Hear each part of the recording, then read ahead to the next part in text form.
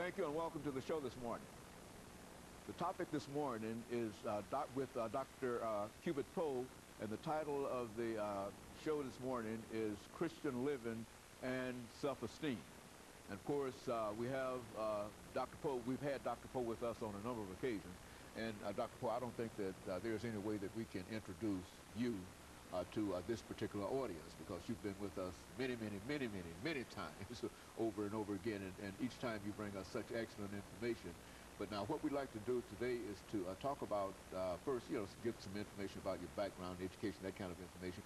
But the topic this morning, Christian living and self-esteem, we want you to sort of lay that out to us after you give us a little information about your background and some of the things that were important in terms of bringing you to us with dealing with this specific topic. Well, I've been a psychiatrist now since 1970. I'm also a ordained minister and former pastor of 2 churches here in Nashville. And currently I'm the associate minister of Christ Miracle Chapel located in Laverne, Tennessee. I'm also in a part-time private practice in Dixon, Tennessee, and a graduate of Meharry, graduate of Tennessee State University. And I've practiced in different settings over a period of 39 years, and I've become aware of just how widespread the problem of low self-esteem and very low self-esteem is. And so I've developed an interest in seeing the connection between Christian living and problems with self-esteem. Very good. And of course, the topic today is Christian living and self-esteem. Let's look at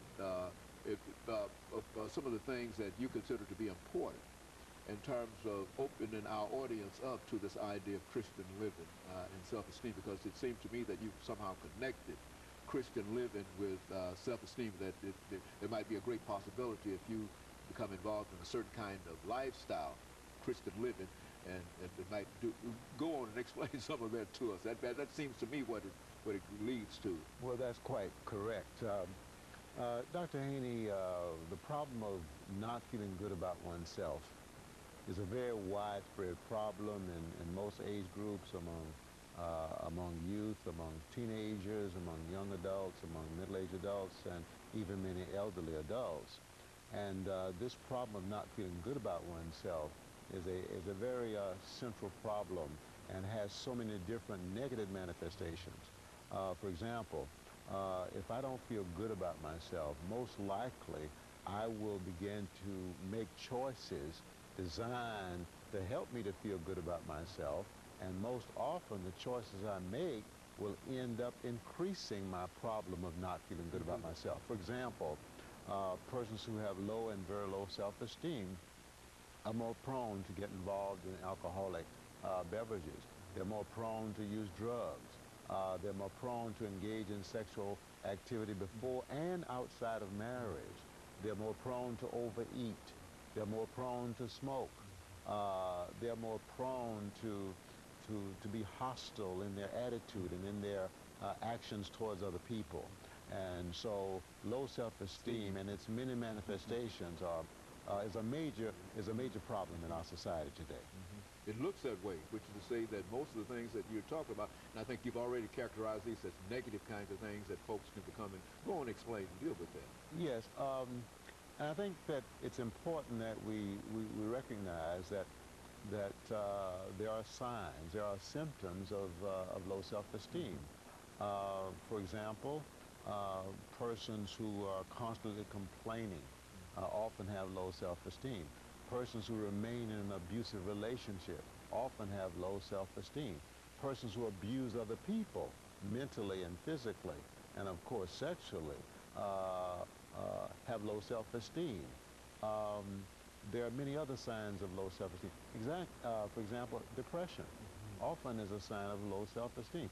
Panic attacks, often a sign of low self-esteem. In some cases, insomnia can be a sign of low self-esteem. Craving excitement, craving pleasure is often a sign of low self-esteem. The persistent use or the habitual use of profanity often is a sign of low self-esteem. So showing off, okay, bragging on oneself, Oh, and so, Dr. Poe, let's get ready for this first commercial break. But I think that over the last 25 or 30 seconds, we can simply say, and I think you said it correctly the first time around, is that many people have problems in terms of low self-esteem. But I don't think that many people recognize these problems as problems of low self-esteem. They just, those are the things that they live with. Yes. And what you're saying is that the overwhelming majority of folks that we might know might live with low self-esteem, and it is really a problem in our society. And so we're going to talk about how you see it from that perspective, Dr. Poe, during the second segment. And we'll be back with you following this second commercial break.